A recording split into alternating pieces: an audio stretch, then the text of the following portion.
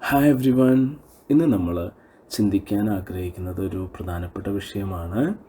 അതിനുവേണ്ടി നമുക്ക് എഫേസ്യർ 4-ാം അധ്യായം അതിൻ്റെ 5-ാമത്തെ വാക്യം ഒന്ന് വായിക്കാം.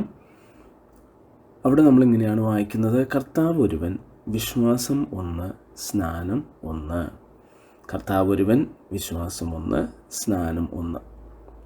അപ്പോൾ ഈ ഭാഗം വായിക്കുമ്പം പെട്ടെന്ന് നമുക്ക് തോന്നുന്നൊരു ചിന്ത, ഈ സ്നാനം ഒന്നല്ലേ ഉള്ളൂ, അങ്ങനെയല്ല ഇവിടെ നമ്മൾ വചനത്തിൽ കാണുന്നത്. പിന്നെ എന്തുകൊണ്ടാണ് പലരും വീണ്ടും സ്നാനം ഏൽക്കുന്നത്? അപ്പം അതിനെക്കുറിച്ച് നമുക്കിന്നൊന്ന് ചിന്തിക്കാം. 3 പ്രധാനപ്പെട്ട കാര്യങ്ങളാണ് ഈ വിഷയവുമായി ബന്ധപ്പെട്ട് ശ്രദ്ധയിൽപ്പെട്ടിട്ടുള്ളത്. വീണ്ടും സ്നാനപ്പെടുന്നതിന് 3 പ്രധാനപ്പെട്ട കാരണങ്ങൾ, അതിൽ കൂടുതൽ കാണാം. പക്ഷേ ഈ 3 കാരണങ്ങളാണ് കൂടുതലും വീണ്ടും സ്നാനപ്പെടാൻ പലരെയും പ്രേരിപ്പിക്കാറുള്ളത്. അതിലൊന്നാമത്തെ കാരണം, തങ്ങൾ ചെയ്ത സ്നാനം ഒരു തെറ്റായ രീതിയായിരുന്നു എന്നൊരു തോന്നൽ ചിലർക്കുണ്ടായിട്ട് അവർ വീണ്ടും സ്നാനപ്പെടാൻ തീരുമാനിക്കുന്നു. അപ്പോൾ ഇങ്ങനെ തെറ്റായ ചെയ്ത സ്നാന രീതി കാരണം വീണ്ടും സ്നാനപ്പെടാൻ തീരുമാനിക്കുന്നത് ബൈബിള് പ്രകാരം അത് അംഗീകരിക്കാൻ പറ്റുമോ എന്നുള്ളതാണ് നമ്മുടെ ആദ്യത്തെ ചോദ്യം. അപ്പം അതിനുവേണ്ടി നമുക്ക് അപ്പോസ്തല പ്രവൃത്തി 19:1-5 വരെയുള്ള ഭാഗമൊന്ന് നോക്കാം. ഞാൻ ആ ഭാഗം മുഴുവൻ വായിക്കുന്നില്ല. അവിടെയുള്ള സംഭവം ബൈബിളിൽ നമുക്കത് കാണാം. പൗലോസ് എഫെസോസിലെ ചില ശിഷ്യന്മാരെ കണ്ടിട്ട് ചോദിക്കുകയാണ്, നിങ്ങൾ പരിശുദ്ധാത്മാവിനെ പ്രാപിച്ചുവോ? അപ്പോൾ അവർ പറയുക, ഞങ്ങൾ പരിശുദ്ധാത്മാവ് ഉണ്ടെന്ന് പോലും കേട്ടിട്ടില്ല. ഉടനെ പൗലോസ് ചോദിച്ചു, ഏതായിരുന്നു നിങ്ങളുടെ സ്നാനം? അവർ പറയുന്നു, നിങ്ങൾ യോഹന്നാൻ്റെ സ്നാനം ഏറ്റത്. ഉടനെ പൗലോസ് പറഞ്ഞു, യോഹന്നാൻ മാനസാന്തര സ്നാനം തന്നത് യേശുവിൻ്റെ നാമത്തിൽ യേശുവിൽ വിശ്വസിക്കണമെന്ന് യോഹന്നാൻ പറഞ്ഞായിരുന്നു. അതുകൊണ്ട് നിങ്ങൾ യേശുവിൻ്റെ നാമത്തിൽ സ്നാനപ്പെടണം എന്നാണ് ഡയറക്റ്റ്ലി അവിടെ പറഞ്ഞത്. അപ്പോൾ ഇത് കേട്ട് കഴിഞ്ഞപ്പം അവർ യേശുവിൻ്റെ നാമത്തിൽ സ്നാനപ്പെടുന്നതായിട്ട് നമുക്ക് കാണാം. അപ്പം ഇവിടെ ഒരു കാര്യം നമുക്ക് വ്യക്തമാവുന്നുണ്ട്. ഏറ്റിരുന്ന സ്നാനം അത് പുതിയ നിയമപ്രകാരം അത് ശരിയായിട്ടുള്ളതല്ലെങ്കിൽ വീണ്ടും സ്നാനപ്പെടുന്നതിൽ തെറ്റില്ല എന്നാണ് നമ്മൾ ഈ ഭാഗത്ത് നിന്ന് മനസ്സിലാക്കുന്നത്. അടുത്തതായിട്ട് ചിലർ സ്നാനപ്പെടാൻ ആഗ്രഹിക്കുന്നത്, വീണ്ടും സ്നാനപ്പെടാൻ ആഗ്രഹിക്കുന്നതിൻ്റെ ഒരു കാരണം, അവർ സ്നാനമെടുത്ത സമയത്ത് സ്നാനത്തെക്കുറിച്ച് അത്രയും നന്നായിട്ടൊന്നും മനസ്സിലാക്കിയിരുന്നില്ല എന്നുള്ളതാണ്. അപ്പം അങ്ങനെ പൂർണ്ണമായി മനസ്സിലാക്കാത്തത് കൊണ്ട് രണ്ടാമതും സ്നാനപ്പെടേണ്ട ആവശ്യമുണ്ടോ എന്നാണ് പിന്നത്തെ ചോദ്യം. നമ്മൾ ബൈബിളിൽ നോക്കുമ്പം ഈ സ്നാനത്തെക്കുറിച്ചിട്ടുള്ള ടീച്ചിങ് ലേഖനങ്ങളിലൊക്കെയും പൗലോസായാലും പത്രോസായാലും എല്ലാം കൊടുക്കുന്നത് ദൈവസഭയിൽ ഉള്ളവരോടാണ്. അപ്പം ആ സഭയിലുള്ളവരെല്ലാം ഓൾറെഡി സ്നാനപ്പെട്ടതാണ്. അവരോടാണ് ഈ സ്നാനത്തെക്കുറിച്ചുള്ള കൂടുതൽ കാര്യങ്ങൾ പറഞ്ഞു കൊടുക്കുന്നത്. അപ്പോൾ ഈ പറഞ്ഞു കൊടുത്ത ഈ ക്ലാസ്സിന് ശേഷം, അല്ലെങ്കിൽ ഈ ലേഖനങ്ങൾ അവിടെ വായിച്ചു പഠിച്ചതിന് ശേഷം അവർ വീണ്ടും സ്നാനം ഏറ്റതായിട്ട് നമ്മൾ ബൈബിളിൽ എവിടെയും കാണുന്നില്ല. അപ്പം അതിൻ്റെ അർത്ഥം ബോധത്തോടുകൂടെ ദൈവവചനപ്രകാരം പുതിയ നിയമപ്രകാരം ശരിയായിട്ടുള്ളൊരു സ്നാനം എടുത്തിട്ടുണ്ടെങ്കിൽ പിന്നെ കൂടുതൽ അറിവ് സ്നാനത്തെക്കുറിച്ച് ലഭിച്ചത് കാരണം കൊണ്ട് വീണ്ടും ആ അറിവ് കിട്ടിയതിന് ശേഷം സ്നാനപ്പെടുന്നത് വചനത്തിൽ നമ്മൾ കാണുന്നില്ല. അങ്ങനെ പെടേണ്ട ആവശ്യമില്ല എന്നാണ് നമുക്ക് മനസ്സിലാക്കാൻ കഴിയുന്നത്.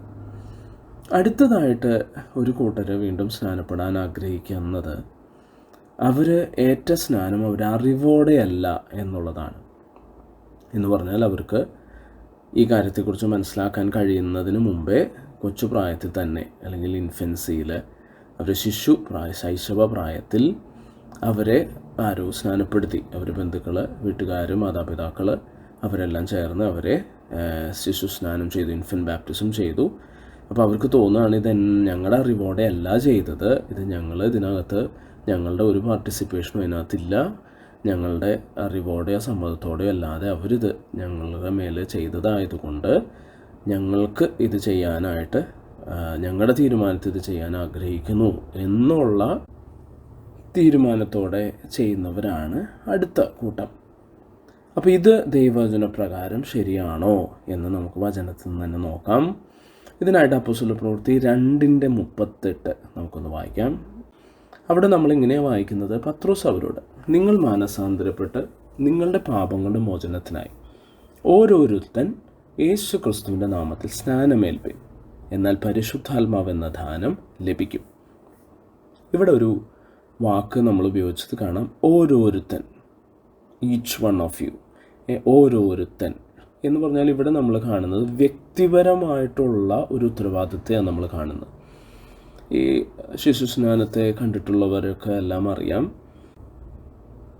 ഈ ചെറിയ കുഞ്ഞിന് അതിന് തീരുമാനമെടുക്കാനോ ഒന്നും കഴിയത്തില്ല. അതുകൊണ്ട് ആ കുഞ്ഞിന് വേണ്ടി അത് ചെയ്യുന്നത് മാതാപിതാക്കളും പിന്നെ ഗോഡ് ഫാദർ, തലതൊട്ടപ്പൻ എന്ന് പറയുന്ന ഒരു വ്യക്തിയെല്ലാമാണ് ഈ ശിശുസ്നാനം ചെയ്യാനായിട്ട് അതിൻ്റെ കാര്യങ്ങളെ ക്രമീകരിക്കുന്നത്.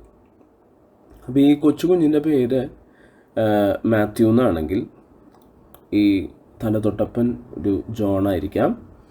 അപ്പോൾ ഈ ജോൺ എന്ന് പറയുന്ന തലതൊട്ടപ്പൻ ഈ ശിശുസ്നാനത്തിൽ പറയുവാണ്, മാത്യു എന്ന ഞാൻ, മാത്യു കുഞ്ഞിൻ്റെ പേരാണ്, ഈ തലതൊട്ടപ്പൻ്റെ പേര് ജോൺ എന്നാണ്. അപ്പോൾ ജോൺ പറയുവാണ്, മാത്യു എന്ന ഞാൻ പിശാചിനെ ഉപേക്ഷിക്കുന്നു, കർത്താവിനെ സ്വീകരിക്കുന്നു. ഇത് നുണയല്ലേ പറയുന്നത്? കാരണം ഈ ജോൺ എന്ന് പറയുന്ന ആളുടെ പേര് ജോൺ തന്നെയല്ലേ, ആൾ മാത്യു ആവില്ലല്ലോ. അപ്പം ദൈവവചനത്തിന് വിരുദ്ധമായിട്ടുള്ള നുണ പറഞ്ഞ് ബോഷ്ക്ക് പറഞ്ഞ് ചെയ്യുന്ന ഈ ഒരു പ്രവൃത്തി ഇതൊരിക്കലും വചനപ്രകാരം ദൈവം അംഗീകരിക്കില്ലെന്ന് നമുക്ക് ഉറപ്പാണ്. അപ്പം അങ്ങനെ ചെയ്തൊരു കാര്യം അത് ശരിയായിട്ടുള്ള സ്നാനമായിട്ട് വചനം അംഗീകരിക്കുന്നില്ലെന്നും ദൈവം അത് കണക്കാക്കില്ലെന്നും ഒരു വ്യക്തിക്ക് ബോധ്യം വരുമ്പം ആ വ്യക്തി തീരുമാനിക്കുകയാണ്, എനിക്ക് ശരിയായിട്ടുള്ളത് ചെയ്യണം. അങ്ങനെ ഒരു വ്യക്തി ചെയ്യുന്നത് ദൈവവചനപ്രകാരം വചനം അനുസരിക്കുന്നതാണ്, അതൊരിക്കലും തെറ്റല്ല, അങ്ങനെ ചെയ്യേണ്ടതാണ് എന്ന് നമുക്ക് വചനത്തിൽ നിന്ന് മനസ്സിലാക്കാൻ കഴിയും. ഈ വിഷയത്തിൽ മാതാപിതാക്കൾ അറിഞ്ഞിരിക്കേണ്ട ഒരു പ്രധാനപ്പെട്ട കാര്യമുണ്ട്. ഈ ശിശുസ്നാനം തുടങ്ങാനായിട്ടുള്ള കാരണം നമ്മൾ ചരിത്രത്തിൽ പഠിക്കുമ്പം സ്നാനപ്പെടുന്നതിന് മുമ്പ് ഒരു കുഞ്ഞ് മരിച്ചു പോയാൽ ആ കുഞ്ഞ് നരകത്തിൽ പോവില്ലേ എന്നൊരു ഭയമാണ് ഇത് തുടങ്ങാൻ കാരണമെന്ന് നമ്മൾ ചരിത്രം വായിച്ചാൽ നമുക്കറിയാൻ പറ്റും. പുതിയ നിയമപ്രകാരം മാതാപിതാക്കൾ ചെയ്യേണ്ട കടമ, ഇത് എഫേസ്യർ 6:4 പലയിടത്തും പറയുന്നുണ്ട്, ഞാനൊരു ഭാഗം എടുക്കുന്നുണ്ട് മാത്രമേ ഉള്ളൂ. എഫേസ്യർ 6:4 പറയുവാണ്, പിതാക്കന്മാരെ നിങ്ങളുടെ മക്കളെ കോപിപ്പിക്കാതെ കർത്താവിൻ്റെ ബാലശിക്ഷയിലും പഥ്യോപദേശത്തിലും പോറ്റി വളർത്തുവിൻ. പഴയ നിയമത്തിലും മാതാപിതാക്കൾക്ക് ദൈവം കൊടുത്ത ഒരു ഉത്തരവാദിത്തമാണ് പരിച്ഛേദന ഏൽപ്പിക്കുക എന്നുള്ളത്. 8-ാം നാളിൽ ഈ കുഞ്ഞിൻ്റെ പരിച്ഛേദന ചെയ്യണം. അത് മാതാപിതാക്കൾ കുഞ്ഞിന് വേണ്ടി ചെയ്യണം. ആ കുഞ്ഞിന് 8-ാം നാളിൽ അത് തന്നെ ചെയ്യാൻ പറ്റത്തില്ല, അത് മാതാപിതാക്കൾ ആ കുഞ്ഞിനെ അത് ചെയ്തു കൊടുക്കണം. പക്ഷേ പുതിയ നിയമത്തിൽ കുഞ്ഞിനെ സ്നാനപ്പെടുത്തുക എന്നുള്ളത് മാതാപിതാക്കളെ ഏൽപ്പിച്ചിട്ടില്ല. മാതാപിതാക്കളെ ഏൽപ്പിച്ചിരിക്കുന്നത് അവരെ കർത്താവിൻ്റെ ബാലശിക്ഷയിലും പഥ്യോപദേശത്തിലും പോറ്റി വളർത്താനാണ്. ഈ കുഞ്ഞ് വചനം പഠിച്ച് വളർന്ന് കുഞ്ഞിനെ തിരഞ്ഞെടുക്കാനുള്ള സ്വാതന്ത്ര്യമാവുമ്പം കുഞ്ഞ് തന്നെ ചെയ്യേണ്ടതാണ് യേശുവിനെ വ്യക്തിപരമായി സ്വീകരിക്കുകയും സ്നാനപ്പെടുകയും വചനമനുസരിച്ച് ജീവിക്കുക എന്നുള്ളത് കുഞ്ഞിന് ദൈവം കൊടുത്ത തിരഞ്ഞെടുക്കാനുള്ള സ്വാതന്ത്ര്യത്തിൽ ബോധത്തോടെ ഈ കുട്ടി ചെയ്യേണ്ടതാണ്. ഈ വിഷയത്തെക്കുറിച്ച് ചിന്തിക്കുമ്പം മാതാപിതാക്കൾക്ക് വരാവുന്നൊരു സംശയമാണ്, അപ്പോസ്തല പ്രവൃത്തിയിലെ കോർന്നല്യോസിൻ്റെയും കാരാഗ്രഹ പ്രമാണിയുടെയും എല്ലാം കുടുംബങ്ങളായിട്ട് സ്നാനപ്പെടുമ്പം അതിനകത്ത് കുഞ്ഞുങ്ങളുണ്ടായിരുന്നില്ലേ, അവർ സ്നാനപ്പെട്ടിരിക്കാൻ സാധ്യതയില്ലേ എന്നൊരു ചോദ്യം വരാം. നമുക്കതിനു വേണ്ടി ചില വാക്യങ്ങളിലേക്ക് നമുക്ക് ഇതിനുത്തരത്തിനായിട്ട് നമുക്ക് തിരിയാം. അപ്പോസ്തല പ്രവൃത്തി 2:41 നമ്മൾ വായിക്കുന്നത്, അവൻ്റെ വാക്ക് കൈക്കൊണ്ടവർ സ്നാനമേറ്റു, അന്ന് 3000-ഓളം പേർ അവരോട് ചേർന്നു എന്നാണ്. നമ്മൾ ഇതിൻ്റെ കുറച്ച് വാക്യങ്ങൾക്ക് മുമ്പേ വായിച്ചു. പത്രോസ് പറയുകയാണ് ഓരോരുത്തരും ചെയ്യണം, വ്യക്തിപരമായി അത് ചെയ്യണം. ഇനി ഇവിടെ വീണ്ടും പറയുവാണ് അവൻ്റെ വാക്ക് കൈക്കൊണ്ടവരാണ് സ്നാനപ്പെട്ടത്. വാക്ക് കൈക്കൊള്ളുവാൻ, വചനം കൈക്കൊള്ളുവാൻ കഴിയുന്നവരാണ് സ്നാനപ്പെട്ടത്. അങ്ങനെ ആർക്കൊക്കെ കഴിയും, ഏത് പ്രായത്തിൽ കഴിയും, അവർക്കെല്ലാം സ്നാനപ്പെടാം. ഇനി വേറെ നമുക്ക് ഈ വിഷയവുമായി ബന്ധപ്പെട്ട് അപ്പോസ്തല പ്രവൃത്തി 8-ാം അധ്യായത്തിൽ 9 മുതൽ 12 വരെ വായിക്കുമ്പം അവിടെ നമ്മൾ കാണുന്ന സംഭവം എന്ന് പറയുന്നത്, ഫിലിപ്പോസ് ശമരിയയിൽ ചെന്നു, അവിടെ സുവിശേഷം അറിയിക്കാൻ തുടങ്ങി. അപ്പോൾ അവിടെ ശീമോൻ എന്നു പേരുള്ള ഒരു പുരുഷൻ അഭിചാരം ചെയ്യുന്നൊരു വ്യക്തി ഉണ്ടായിരുന്നു. അപ്പോൾ ആ വ്യക്തി മഹാനെന്ന് അവർ വിചാരിച്ച ശമരിയ ജാതിയൊക്കെ ഭ്രമിപ്പിച്ചു. അപ്പോൾ അവിടെ നമ്മൾ 10-ാം വാക്യത്തിൽ വായിക്കുവാണ്, ഇവൻ മഹതി എന്ന ദൈവശക്തിയാകുന്നു എന്ന് പറഞ്ഞ് ആ ബാലവൃദ്ധം എല്ലാവരും അവനെ ശ്രദ്ധിച്ചു. ആ ബാലവൃദ്ധം എന്ന് പറഞ്ഞാൽ നമുക്ക് അതിൻ്റെ അർത്ഥം അറിയാം, ബാലന്മാരും വൃദ്ധന്മാരും എല്ലാവരും ചേർന്ന എല്ലാ ഏജിലും ഉള്ളവരാണ് കേട്ടുകൊണ്ടിരുന്നത്. ഇനി അത് 10-ാമത്തെ വാക്യമാണ്. 11 വായിക്കുവാണ്, ഇവൻ ആഭിചാരം കൊണ്ട് ഏറിയ കാലം അവരെ ഭ്രമിപ്പിക്കയാൽ അത്രേ അവർ അവനെ ശ്രദ്ധിച്ചത്. 12. എന്നാൽ ദൈവരാജ്യത്തെയും യേശു ക്രിസ്തുവിൻ്റെ നാമത്തെയും കുറിച്ചുള്ള സുവിശേഷം അറിയിക്കുന്ന ഫിലിപ്പോസിനെ അവർ വിശ്വസിച്ചപ്പോൾ പുരുഷന്മാരും സ്ത്രീകളും സ്നാനമേറ്റു. 9 ആബാലവൃദ്ധം അല്ലേ, ബാലന്മാർ വൃദ്ധന്മാരും എല്ലാവരും ചേർന്നത് എന്ന വാക്കുപയോഗിച്ച് ഒരു വാക്യം കഴിഞ്ഞ് 12 വരുമ്പോൾ അവിടെ പറയുവാണ്, ഫിലിപ്പോസിനെ അവർ വിശ്വസിച്ചപ്പോൾ പുരുഷന്മാരും സ്ത്രീകളും സ്നാനമേറ്റു. ഇതിനകത്ത് കുടുംബങ്ങളും ശിശുക്കളെ എല്ലാവരും ഉൾപ്പെടുത്താൻ വചനം ഉദ്ദേശിക്കുന്നുണ്ടെങ്കിൽ, ദൈവം ഉദ്ദേശിക്കുന്നുണ്ടെങ്കിൽ അവിടെയും ഉപയോഗിക്കേണ്ട വാക്ക് എന്തായിരുന്നു? ആബാലവൃദ്ധം എന്നല്ലേ. ബാലന്മാർ വൃദ്ധന്മാർ എല്ലാ ഏജുകാരും എല്ലാവരും സ്നാനപ്പെട്ടു എന്നല്ലേ ഉപയോഗിക്കേണ്ടത്. പക്ഷേ അവിടെ പരിശുദ്ധാത്മ വളരെ വ്യക്തമായിട്ട് അതിനെ വേർതിരിച്ച് എഴുതിയിരിക്കുക, ദൈവരാജ്യത്തെയും യേശു ക്രിസ്തുവിൻ്റെ നാമത്തെയും കുറിച്ചുള്ള സുവിശേഷം അറിയിക്കുന്ന ഫിലിപ്പോസിനെ അവർ വിശ്വസിച്ചപ്പോൾ പുരുഷന്മാരും സ്ത്രീകളും സ്നാനമേറ്റു. വിശ്വസിക്കാൻ കഴിഞ്ഞവർക്കാണ് അവിടെ സ്നാനം കൊടുത്തത്. അപ്പോൾ കൊർന്നല്യോസിൻ്റെയും കാരാഗ്രഹം പ്രമാണിയുടെയും കുടുംബം സ്നാനപ്പെട്ടപ്പം അതിനകത്ത് ആരൊക്കെ സ്നാനപ്പെട്ട് കാണും? പത്രോസിൻ്റെയും പൗലോസിൻ്റെയും വാക്ക് കൈക്കൊള്ളുവാനും വിശ്വസിക്കാനും കഴിഞ്ഞിട്ടുള്ള കുഞ്ഞുങ്ങൾ സ്നാനപ്പെട്ട് കാണും. ആ ഏജിലുള്ള കുഞ്ഞുങ്ങൾ സ്നാനപ്പെട്ട് കാണും. പക്ഷേ വിശ്വസിക്കാനോ കൈക്കൊള്ളാനോ കഴിയാത്ത കുഞ്ഞുങ്ങളെ വചനപ്രകാരം അവനെ സ്നാനപ്പെടുത്തിയിട്ടില്ല, സ്നാനപ്പെടുത്താൻ പറ്റത്തില്ല. അതിന് വചനം എതിരാണ്.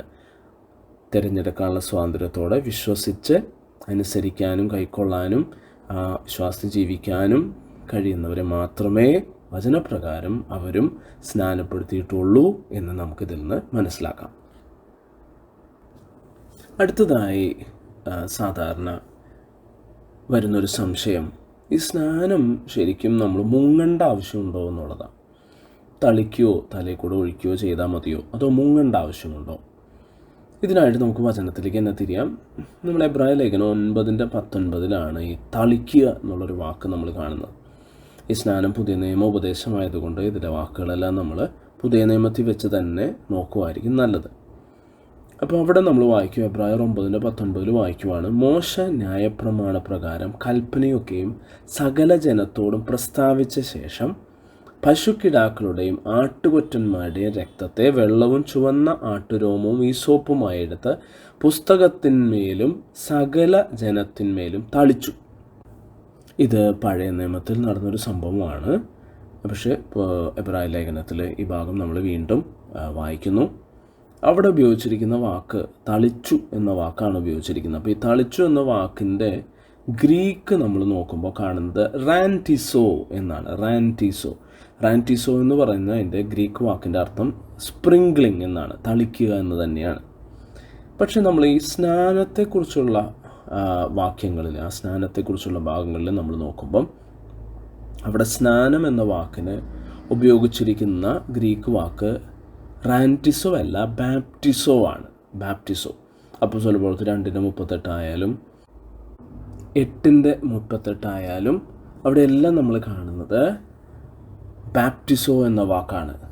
അങ്ങനെ അവൻ തേർനിർത്തുവാൻ കൽപ്പിച്ചു. ഫിലിപ്പോസും ഷണ്ണനും ഇരുവരും വെള്ളത്തിൽ ഇറങ്ങി അവനെ സ്നാനം കഴിപ്പിച്ചു. 8:38 അപ്പോസ്തല പ്രവൃത്തി 8:38 വായിച്ചത്. അവിടെയും കാണുന്നത് ആ സ്നാനം എന്ന വാക്കിന് അവിടെ യൂസ് ചെയ്തിരിക്കുന്നത് ബാപ്റ്റിസോ എന്നാണ്. ബാപ്റ്റിസോ എന്ന വാക്കിൻ്റെ അർത്ഥം ഇമേർഷൻ, ഡിപ്പ്, സിങ്ക് എന്നെല്ലാം, മുക്കുക എന്നാണ് അവിടെ കാണുന്നത്. അപ്പം നമുക്കിതിന്ന് മനസ്സിലാക്കാം, തളിക്കാനല്ല ദൈവം ആഗ്രഹിക്കുന്നത്, മുക്കാനാണ്. കാരണം നമ്മൾ ഈ സ്നാനത്തെക്കുറിച്ചുള്ള വേറൊരു ഭാഗത്ത് നമുക്ക് കാണാം, അവിടെ വളരെ വെള്ളമുണ്ടായിരുന്നു എന്നാണ് പറയുന്നത്. ഇനി വളരെ വെള്ളമുണ്ടെങ്കിലേ നമുക്കൊരാളെ മുക്കി സ്നാനപ്പെടുത്താനായിട്ട് പറ്റത്തുള്ളൂ. ഇനി ഇതുമായി ബന്ധപ്പെട്ട് വേറെ പലർക്കും വരുന്നൊരു ചോദ്യം, കുരിശിൽ കിടന്ന കള്ളൻ സ്നാനപ്പെട്ടിട്ടുണ്ടോ എന്നുള്ളതാണ്. സാധാരണയായി നമ്മൾ സ്നാനത്തെക്കുറിച്ച് പറയുമ്പോൾ പലരും ഇത് ചോദിക്കുന്നത് കാണാം. ഈ കുരിശിൽ കിടന്ന കള്ളൻ, അദ്ദേഹം യേശുവിനെ ഏറ്റുപറയുകയും യേശു പറഞ്ഞു, നീ ഇന്ന് പറുദീസയിലിരിക്കും. അപ്പോൾ ഈ കുരിശിൽ കിടന്ന കള്ളൻ ആ കുരിശിൽ കിടന്നതിനെ മരിക്കുകയാണ് ഉണ്ടായത്. പുള്ളിക്ക് അവിടെ നിന്ന് ഇറങ്ങി വരാനായിട്ട് പറ്റിയില്ല. പിന്നീട് വേറൊരു കാര്യമെന്ന് പറയുന്നത്, ഈ സ്നാനപ്പെടാനായിട്ടുള്ള പുതിയ നിയമ സഭയ്ക്ക് കൽപ്പന ലഭിച്ചത് അത് യേശു കർത്താവ് ഉയർത്തെഴുന്നേറ്റതിന് ശേഷമാണ്. അപ്പം അതുകൊണ്ട് കള്ളന് അത് എടുക്കാനായിട്ട് കഴിഞ്ഞില്ല. നമുക്ക് ആ ഭാഗം ഒന്ന് വായിക്കാം. മത്തായിയുടെ സുവിശേഷം 28-ാം അധ്യായം 18-19 നമ്മളത് ആ ഭാഗം കാണുന്നത്. യേശു അടുത്ത് ചെന്ന്, സ്വർഗത്തിലും ഭൂമിയിലും സകല അധികാരവും എനിക്ക് നൽകപ്പെട്ടിരിക്കുന്നു. ആകയാൽ നിങ്ങൾ പുറപ്പെട്ട് പിതാവിൻ്റെയും പുത്രൻ്റെയും പരിശുദ്ധാത്മാവിൻ്റെയും നാമത്തിൽ സ്നാനം കഴിപ്പിച്ചും ഞാൻ നിങ്ങളോട് കൽപ്പിച്ചതൊക്കെയും പ്രമാണിപ്പാൻ തക്കവണ്ണം ഉപദേശിച്ചുകൊണ്ട് സകല ജാതികളെ ശിഷ്യരാക്കിക്കൊള്ളുവിൻ. ഞാനോ ലോകാവസാനത്തോളം എല്ലാ നാളും നിങ്ങളോട് കൂടെ ഉണ്ട് എന്ന് അരുളി ചെയ്തു. ഈ ഭാഗം വായിക്കുമ്പം നമ്മൾ മനസ്സിലാക്കുന്ന വളരെ പ്രധാനപ്പെട്ട വേറൊരു വിഷയം, ശിഷ്യത്വത്തിലേക്ക് പ്രവേശിക്കുന്ന ഒരാൾ ചെയ്യുന്ന ഏറ്റവും പ്രധാനപ്പെട്ട ആദ്യത്തെ സ്റ്റെപ്പാണ് സ്നാനം എന്നുള്ളതാണ്. സ്നാനപ്പെട്ടതിന് ശേഷമാണ് ഒരു വ്യക്തി യേശുവിൻ്റെ ശിഷ്യത്വത്തിലേക്ക് പ്രവേശിക്കുന്നത്. അപ്പം ഇതിനകത്ത് പലരും സ്നാനപ്പെട്ട വ്യക്തികളെ കുറിച്ചിട്ട് ചിലർ പറയുന്നത് കേൾക്കാം, അവർ സ്നാനപ്പെട്ടു അതുകൊണ്ട് അവർ ഇന്നതൊക്കെ ചെയ്യുന്നത് തെറ്റല്ലേ, അവരിങ്ങനെയൊക്കെ ജീവിക്കാൻ പാടുണ്ടോ എന്നിങ്ങനെ ചോദിക്കുന്ന കാണാം. അപ്പം ഇതിനകത്ത് എബ്രായ ലേഖനം 6-ാം അധ്യായത്തിൽ നമ്മളവിടെ വായിക്കുന്നത്, ഈ സ്നാനം എന്ന് പറയുന്ന ഒരിക്കലും ഒരു തികഞ്ഞ വ്യക്തി ചെയ്യുന്നതല്ല. അത് ഇതിൻ്റെ വിശ്വാസത്തിൻ്റെ അടിസ്ഥാനത്തിൽപ്പെട്ട ഒരു കാര്യമായിട്ടാണ് അവിടെ സ്നാനത്തെക്കുറിച്ച് പറയുന്നത്. അപ്പം സ്നാനപ്പെട്ട ഒരു വ്യക്തി ആത്മീയ ജീവിതം തുടങ്ങിയിട്ടേ ഉള്ളൂ. അപ്പോൾ ആ വ്യക്തി ഇനി വചനം പഠിക്കുകയും അതനുസരിക്കുകയും എല്ലാം ചെയ്തിട്ട് വേണം. അല്ലാതെ സ്നാനപ്പെട്ട ഒരു വ്യക്തി എല്ലാം തികഞ്ഞിട്ടല്ല സ്നാനപ്പെടുന്നത്. അപ്പോൾ ആ ഒരു തെറ്റിദ്ധാരണ നമുക്കൊരിക്കലും ഉണ്ടാകരുത്. സ്നാനപ്പെട്ട ഒരു വ്യക്തി പഠിക്കാനായിട്ടും ആ വ്യക്തി വചനമനുസരിച്ച് ജീവിക്കാനായിട്ടും ആ വ്യക്തിക്ക് സമയം ആവശ്യമാണ്. ആ സമയം നമ്മൾ അനുവദിച്ചേ മതിയാവും.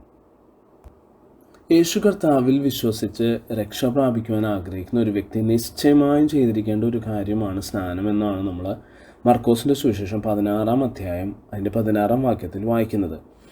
വിശ്വസിക്കുകയും സ്നാനമേൽക്കുകയും ചെയ്യുന്നവൻ രക്ഷിക്കപ്പെടും, വിശ്വസിക്കാത്തവൻ ശിക്ഷാവിധിയിൽ അകപ്പെടും. അതുപോലെ തന്നെ വേറെ നമ്മൾ അറിഞ്ഞിരിക്കേണ്ട ഒരു കാര്യം, ഫിലിപ്പോസ് ഷണ്ണനോട് സുവിശേഷം അറിയിക്കുന്ന ഭാഗം നമുക്ക് അപ്പോസ്തല പ്രവൃത്തി 8-35-36 കാണാം. അവിടെ നമ്മളിങ്ങനെ വായിക്കുന്നത്, ഫിലിപ്പോസ് ഈ തിരുവെഴുത്ത് ആധാരമാക്കി അവനോട് യേശുവിനെക്കുറിച്ചുള്ള സുവിശേഷം അറിയിപ്പാൻ തുടങ്ങി. അവരിങ്ങനെ വഴി പോകയിൽ വെള്ളമുള്ള ഒരു സ്ഥലത്തെത്തിയപ്പോൾ ഷണ്ണൻ, ഇതാ വെള്ളം, ഞാൻ സ്നാനം ഏൽക്കുന്നതിന് എന്തു വിരോധം എന്ന് പറഞ്ഞു. ഈ ഫിലിപ്പോസ് ഷണ്ണനോട് സുവിശേഷം അറിയിച്ചു എന്നാണ് നമ്മളവിടെ എഴുതിയിരിക്കുന്നതായി വായിക്കുന്നത്. എന്നാൽ ഷണ്ണൻ സ്നാനപ്പെടുന്നതിന് എന്ത് വിരോധം എന്നാണ് തിരിച്ചു ചോദിക്കുന്നത്. അപ്പോൾ അതിൻ്റെ അർത്ഥം എന്താണ്? സ്നാനം സുവിശേഷത്തിനുണ്ട് എന്നാണല്ലോ. ഈ സുവിശേഷം പറയുന്നിടത്ത് മാത്രമേ സ്നാനം ആവശ്യമായി വരുന്നുള്ളൂ. ഏതെങ്കിലും ഒരു സഭയോട് ചേരുന്നതിനാണ് ഈ സ്നാനപ്പെടുന്നതെന്ന് ചിന്തിക്കുന്നവർ പലരാണ്. എന്തിനാണ് സ്നാനപ്പെടുന്നത്? നമുക്ക് വചനത്തിൽ നിന്ന് നോക്കാം. ഗലാത്യ ലേഖനം 3:27 നമ്മളിങ്ങനെ വായിക്കുന്നു, ക്രിസ്തുവിനോട് ചേരുവാൻ സ്നാനമേറ്റിരിക്കുന്ന നിങ്ങൾ എല്ലാവരും ക്രിസ്തുവിനെ ധരിച്ചിരിക്കുന്നു. അപ്പോൾ ഏതെങ്കിലും ഒരു ഭൂമിയിലുള്ള ഏതെങ്കിലും ഒരു സഭയോട് ചേരാനല്ല, ക്രിസ്തുവിനോടാണ് ചേരാൻ സ്നാനമേൽക്കുന്നത്. ഇനി തുടർന്നും നമ്മൾ വളരെ പ്രധാനപ്പെട്ട സ്നാനത്തെക്കുറിച്ചുള്ള ടീച്ചിങ് വായിക്കുന്നത് റോമാലേഖനം 6-3-5 വരെയുള്ള ഭാഗത്താണ്. അവിടെ നമ്മളിങ്ങനെ വായിക്കുന്നു, അല്ല, യേശു ക്രിസ്തുവിനോട് ചേരുവാൻ സ്നാനമേറ്റവരായ നാം എല്ലാവരും അവൻ്റെ മരണത്തിൽ പങ്കാളികളാകുവാൻ സ്നാനമേറ്റിരിക്കുന്നു എന്ന് നിങ്ങൾ അറിയുന്നില്ലയോ? അപ്പോൾ യേശു ക്രിസ്തുവിനോട് ചേരാനാണ് സ്നാനമേറ്റതെന്ന് നമ്മൾ നേരത്തെ കണ്ടു. ഗലാത്യ ലേഖനത്തിൽ നമ്മളത് വായിച്ചു. ഇവിടെ വീണ്ടും പറയുവാണ്, അവൻ്റെ മരണത്തിൽ പങ്കാളികളാകുവാൻ സ്നാനം ഏറ്റിരിക്കുന്നു എന്ന് നിങ്ങൾ അറിയുന്നില്ലയോ? 4-ാം വാക്യം ഇങ്ങനെ പറയുന്നു, അങ്ങനെ നാം അവൻ്റെ മരണത്തിൽ പങ്കാളികളായി തീർന്ന സ്നാനത്താൽ അവനോടുകൂടെ കുഴിച്ചിടപ്പെട്ടു.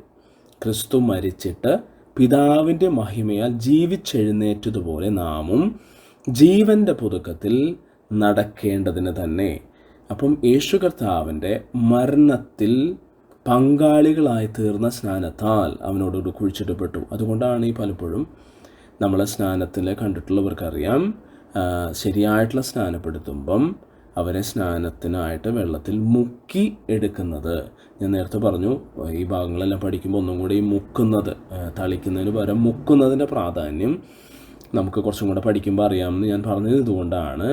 ഒരാൾ മരിക്കുക എന്ന് പറഞ്ഞാൽ ആ വ്യക്തി പകുതിയല്ല മരിക്കുന്നത്, മുഴുവനായും മരിക്കും, അല്ലേ? ഹാഫ് ഭാഗമൊന്നുമല്ല മരിക്കുന്നത്, മുഴുവനായും മരിക്കും. അപ്പോൾ അതിനെ കാണിക്കാനാണ് വെള്ളത്തിൽ പൂർണ്ണമായും മുക്കി എടുക്കുന്നത്. അപ്പോൾ അവിടെ ഒരു വ്യക്തി മരിച്ചു, അടക്കപ്പെട്ടു, ഉയർത്തെഴുന്നേറ്റു. യേശുവിൻ്റെ മരണം, അടക്കം, പുനരുത്ഥാനം എന്നിതിനോട് അതിനോട് അനുരൂപമാകുവാൻ, താതാത്മ്യം പ്രാപിക്കുവാനായിട്ട് ഈ സ്നാന ശുശ്രൂഷയിലും മുഴുവനായിട്ടൊരു വ്യക്തി വെള്ളത്തിൽ മുക്കുകയും പുറത്തെടുക്കുകയും ചെയ്യുന്നു. അപ്പോൾ ഈ ഭാഗത്ത് അത് വളരെ വ്യക്തമായിട്ട് നമ്മൾ കാണുക. 4-ാം വാക്യം, അങ്ങനെ നാം അവൻ്റെ മരണത്തിൽ പങ്കാളികളായി തീർന്ന സ്നാനത്താൽ അവനോടുകൂടെ കുഴിച്ചിടപ്പെട്ടു. ക്രിസ്തു മരിച്ചിട്ട് പിതാവിൻ്റെ മഹിമയാൽ ജീവിച്ചെഴുന്നേറ്റതുപോലെ നാമും ജീവൻ്റെ പുതുക്കത്തിൽ നടക്കേണ്ടത് തന്നെ. 5-ാം വാക്യം, അവൻ്റെ മരണത്തിൻ്റെ സാദൃശ്യത്തോട് നാം ഏകീഭവിച്ചവരായെങ്കിൽ പുനരുത്ഥാനത്തിൻ്റെ സാദൃശ്യത്തോടും ഏകീഭവിക്കും. ഈ വാക്യം നമ്മൾ തിരിച്ചു പറഞ്ഞാൽ, അവൻ്റെ മരണത്തിൻ്റെ സാദൃശ്യത്തോട് നാം ഏകീഭവിച്ചവരായില്ലെങ്കിൽ പുനരുത്ഥാനത്തിൻ്റെ സാദൃശ്യത്തോട് ഏകീഭവിക്കുകയില്ല എന്നാണല്ലോ അതിൻ്റെ അർത്ഥം. അതുകൊണ്ടാണ് എന്തായാലും ഒരു വ്യക്തി യേശുവിനെ രക്ഷിതാവായി സ്വീകരിച്ച ഒരു വ്യക്തി സ്നാനപ്പെടണം എന്ന് നിർബന്ധമായിട്ടും നമ്മളവരെ പ്രബോധിപ്പിക്കുന്നതിൻ്റെ കാരണം ഇതാണ്. കാരണം അവൻ്റെ മരണത്തിൻ്റെ സാദൃശ്യത്തോട് നാം ഏകീഭവിച്ചവരായെങ്കിൽ മാത്രമേ പുനരുത്ഥാനത്തിൻ്റെ സാദൃശ്യത്തോട് നാം ഏകീഭവിക്കുകയുള്ളൂ. സ്നാനത്തിൻ്റെ വിഷയത്തിൽ പത്രോസ് പറയുന്ന 1 പത്രോസ് 3:21 പറയുന്ന ഒരു കാര്യവും വളരെ പ്രാധാന്യമുള്ളതാണ്. അവിടെ നമ്മളിങ്ങനെ വായിക്കുന്നു, സ്നാനമോ ഇപ്പോൾ ജഡത്തിൻ്റെ അഴുക്ക് കളയുന്നതായിട്ടല്ല, ദൈവത്തോട് നല്ല മനസാക്ഷിക്കായുള്ള അപേക്ഷയായിട്ടത്രേ യേശു ക്രിസ്തുവിൻ്റെ പുനരുദ്ധാനത്താൽ നമ്മയും രക്ഷിക്കുന്നു. അപ്പോൾ ഈ സ്നാനം എന്ന് പറയുന്നത് എന്തും കൂടാണ്, ദൈവത്തോടുള്ള നല്ല മനസാക്ഷിക്കായുള്ള ഒരു അപേക്ഷയാണ്. ഇനി ഈ വിഷയത്തെക്കുറിച്ച് ഇന്ന് നമ്മുടെ ഈ പഠനം അവസാനിപ്പിക്കുന്നതിന് മുമ്പ് ഒരു കാര്യം കൂടെ പറഞ്ഞിട്ട് ഞാൻ നിർത്താം. 1 കൊരിന്ത്യർ 10-ാം അധ്യായം അതിൻ്റെ 6-ലും 11-ലും നമ്മളിങ്ങനെ വായിക്കുന്നു, ഇത് നമുക്ക് ദൃഷ്ടാന്തമായി സംഭവിച്ചു. ഇനി 11-ൽ വായിക്കുവാണ്, ഇത് ദൃഷ്ടാന്തമായിട്ട് അവർക്ക് സംഭവിച്ചു, ലോകാവസാനം വന്നെത്തിയിരിക്കുന്ന നമുക്ക് ബുദ്ധി ഉപദേശത്തിനായി എഴുതിയിരിക്കുന്നു. അപ്പോൾ ഈ ഭാഗത്ത് നിന്ന് എന്താണ് നമ്മൾ പഠിക്കാൻ ദൈവം ആഗ്രഹിക്കുന്നത്?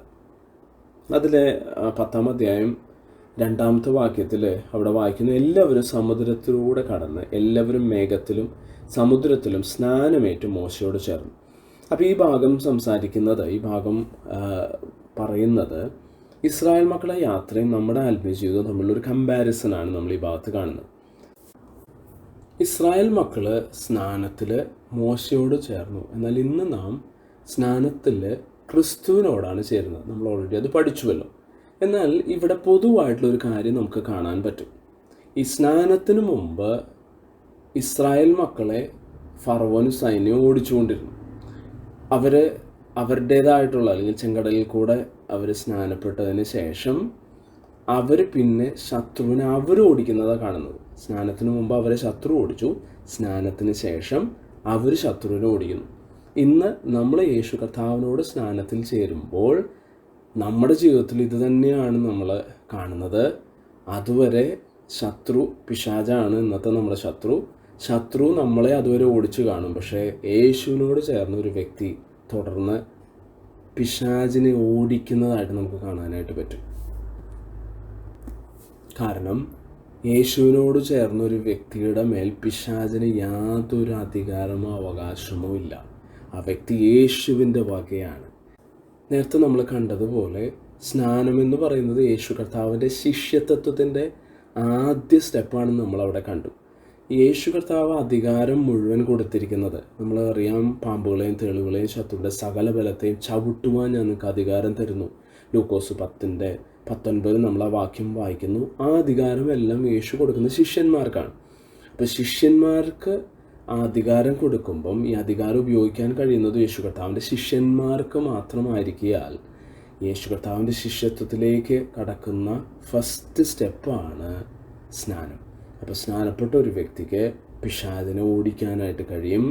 അതുകൊണ്ട് പഴയ നിയമത്തിൽ അവർ ചെയ്തതുപോലെ അതിനേക്കാൾ ശ്രേഷ്ഠമായ രീതിയിൽ അവർക്ക് ചില മനുഷ്യരെയാണ് ഓടിക്കാനായിട്ട് പറ്റിയ ശത്രുക്കളായിട്ടുള്ള മനുഷ്യരെ അവർ ഓടിച്ചത്. പക്ഷെ നമ്മൾ ഓടിക്കുന്നത് മനുഷ്യരെയല്ല, നമ്മൾ ഓടിക്കുന്നത് പൈശാചിക ശക്തിയെ, ശത്രുവിനെ. നമ്മുടെ ശത്രു എന്ന് പറയുന്നത് മനുഷ്യരല്ല, നമ്മുടെ ശത്രു പിശാചാണ്. പിശാചിൻ്റെ കീഴെ നിൽക്കുന്ന ദുരാത്മാക്കളാണ്.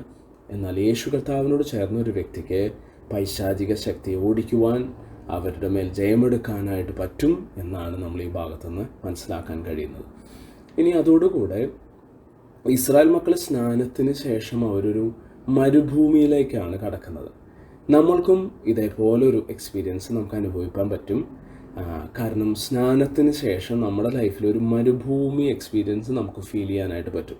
അപ്പോൾ മരുഭൂമിയിൽ പഴയ നിയമത്തിൽ അവർ മരുഭൂമിയിൽ നടന്ന സമയത്ത് ദൈവം അവരുടെ ജീവിതത്തിൽ ചെയ്തത് അവരെ ചില കാര്യങ്ങൾ അവിടെ പഠിപ്പിക്കുമായിരുന്നു. മരുഭൂമിയിൽ വെച്ച് നമ്മൾ അവർക്ക് കൊടുത്ത കൽപ്പനകളെല്ലാം നോക്കിക്കഴിഞ്ഞാൽ അവിടെ നമ്മൾ കാണുന്നത് പ്രധാനപ്പെട്ട ഒരു വിഷയമാണ് ദൈവം അവരെ പഠിപ്പിച്ചത്. നിങ്ങൾ ഇന്നത് ചെയ്യാൻ പാടില്ല, ഇന്ന കാര്യങ്ങൾ ചെയ്യണം, അങ്ങനെ എൻ്റെ വചനം അനുസരിച്ചാൽ ഞാൻ നിങ്ങളോട് കൂടെ ഇരിക്കും. നമ്മളുടെയും സ്നാനത്തിന് ശേഷം നമ്മുടെ ലൈഫിലും ദൈവം അനുവദിക്കുന്ന ഒരു ഡെസേർട്ട് പീരീഡുണ്ട്. ആ പീരീഡിലും നമ്മൾ പഠിക്കാൻ ദൈവം ആഗ്രഹിക്കുന്നത് how to carry his presence എന്നാണ്. ദൈവ സാന്നിധ്യം എങ്ങനെ നമുക്ക് കൊണ്ടു നടക്കാം, അതിനു വേണ്ടിയുള്ള ട്രെയിനിങ് ആ ദൈവം നമുക്ക് നൽകുന്നത്. കാരണം എന്തിനാ അത് ട്രെയിൻ ചെയ്യുന്നതെന്ന് വെച്ചാൽ നമുക്കതിന് ശേഷം ദൈവം നമുക്ക് നൽകിയിട്ടുള്ള വാഗ്ദത്തങ്ങളിലേക്ക് നമ്മൾ പ്രവേശിക്കുമ്പം ആ വാഗ്ദത്തങ്ങൾ നമ്മൾ പ്രാപിച്ചെടുക്കാൻ, അത് നമുക്ക് കൈവശമാക്കാൻ ഈ ഒരു കാര്യം നമ്മുടെ ജീവിതത്തിലുണ്ടെങ്കിലേ അത് സാധ്യമാകുകയുള്ളൂ. കാരണം നമുക്കൊരിക്കലും നമ്മുടെ ശക്തി കൊണ്ടോ കഴിവ് കൊണ്ടോ ദൈവം നമുക്ക് വേണ്ടി ഒരുക്കിയിരിക്കുന്ന വലിയ വാഗ്ദത്തങ്ങളെ ഈ ഭൂമിയിൽ വെച്ച് നമ്മൾ കർത്താവിനായി ദൈവരാജ്യത്തിന് വേണ്ടി നമ്മൾ പ്രാപിച്ചെടുക്കേണ്ട വാഗ്ദത്തങ്ങളെ ഒരിക്കലും നമ്മുടെ കഴിവ് കൊണ്ട് അത് നേടാൻ പറ്റത്തില്ല. അതിനുവേണ്ടി ദൈവ സാന്നിധ്യം ഉണ്ടെങ്കിലേ പറ്റത്തുള്ളൂ. അപ്പം ഈ ഡെസേർട്ട് പീരീഡിൽ എത്രയും പെട്ടെന്ന് ഈ കാര്യങ്ങൾ ദൈവത്തിൻ്റെ സാന്നിധ്യം നമ്മൾ കൊണ്ടു നടക്കാനായിട്ട് നമ്മൾ പഠിച്ചാൽ ഭാവിയിൽ നമ്മുടെ ഫ്യൂച്ചർ ലൈഫിൽ ദൈവം തന്ന വാഗ്ദത്തങ്ങൾ അത് മുഴുവനായി പ്രാപിച്ചെടുക്കാനും ദൈവരാജ്യത്തിന് വേണ്ടി പ്രയോജനപ്പെടാനും നമുക്ക് കഴിയും. അതുകൊണ്ട് സ്നാനപ്പെടുന്ന എല്ലാവരും ഈ കാര്യം മനസ്സിലാക്കുകയും അതിനായിട്ട് ഒരുങ്ങുകയും ചെയ്യണമേ എന്ന് ഞാൻ അപേക്ഷിക്കുന്നു. ദൈവം നമ്മളെല്ലാവരെയും സമൃദ്ധമായി അനുഗ്രഹിക്കട്ടെ. Thank you. God bless you.